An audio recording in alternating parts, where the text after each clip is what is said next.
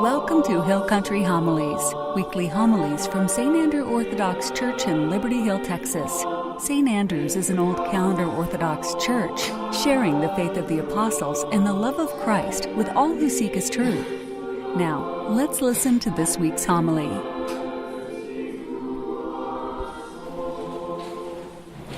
Glory to Jesus Christ. Glory forever. I'm not going to talk for very long during the homily today because just before the dismissal of the Divine Liturgy today, we will serve the service for the Sunday of Orthodoxy.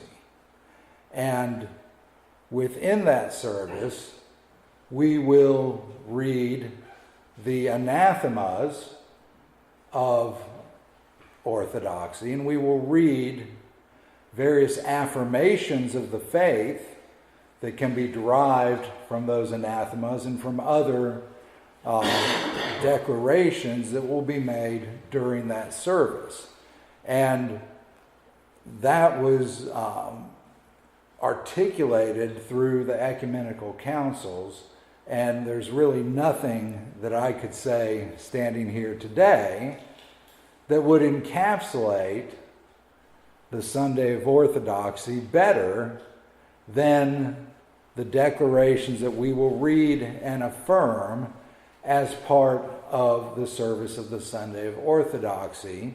And God willing, we won't be in the pouring rain for our icon procession, but we will interrupt the liturgy just before the dismissal to serve the service for the Sunday of Orthodoxy and to process with the icons and to read the declaration of faith and the anathemas. We will also read the creed as part of the service, and it is the only time during the year that we read the creed in the plural as opposed to the singular. Instead of saying, I believe, we will declare as one body, we believe.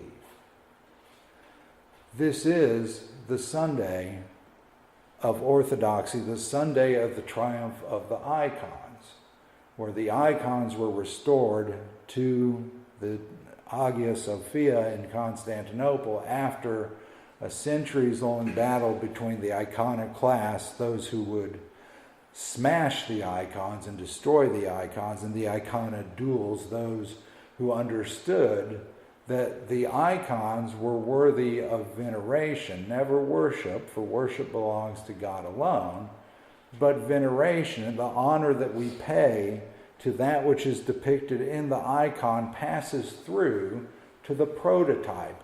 So if we honor the icon of Christ, that honor passes through to Christ himself. If we honor St. Mary of Egypt, that honor passes through to St. Mary, because we're not confused in the least between what is wood and who is Christ. We're not confused when we see a depiction of Christ God and think, perhaps that is God on the wall. No, that's Christ depicted in an icon. And we know that he can be depicted because he came down and took on human flesh for our salvation. Each and every one of the saints who set forth for us their holy examples of righteous living bore our same human flesh, and we can depict them and we can remember them as we remember our friends, our relatives, those who we think nothing of having a picture of in this life, yet put a picture of a saint on the wall and some people go crazy. We understand, and the church has set forth before us the very simple rule that worship is due to God, but honor and veneration flows to all those who have come before us in the faith. They're our fathers and our brothers in the faith. They're our family. And just as we honor our family members in this life whose struggle has set us on a firm foundation in our own lives in the world, we honor our family in the faith who struggle to the death who spilled their blood for the salvation and preservation of the faith, who endured torture and mocking, who, under the days of Turkish domination, had to wear the distinctive garb of the Christian and had to pay the demi tax, but suffered and refused to renounce the faith, even though it would have made their life far easier under the Ottoman Empire. They persevered and preserved the faith for those who would come after, who in the days of the godless Soviet Empire struggled and preserved the faith against the labor camps and the tortures and the punishments that the atheistic Soviet government heaped on them, and preserved the faith until such time as freedom could again come to the Russian lands and the faith could once again blossom forth in the fruits of Russia. These people, real flesh and blood, they are our family. We stand here today because they suffered before us. And the idea that we can't remember them, we can't honor them, is frankly a betrayal of the very people through whose struggle Christianity was established and preserved to this day. Those people who thought it best to reform Christianity and remove things like icons, those people who fought against the icons in the 600s because the Muslims on the edge of the empire were extremely iconoclastic. Those people who would have us throw the icons away and yet claim they still follow the faith seem to forget that it was the very people who put those icons there that preserved that faith for them to have the freedom to worship in today.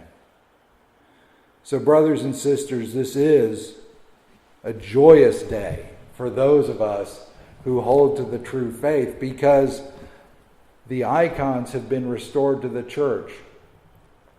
Icons are not important because they're beautiful. They're not important because one might be crowned with silver and jewels or another might have a beautiful golden halo on them. They're important because they speak the theology of the church. The icons that depict the gospel teach the gospel. The icons that depict the saints teach the example of the saints.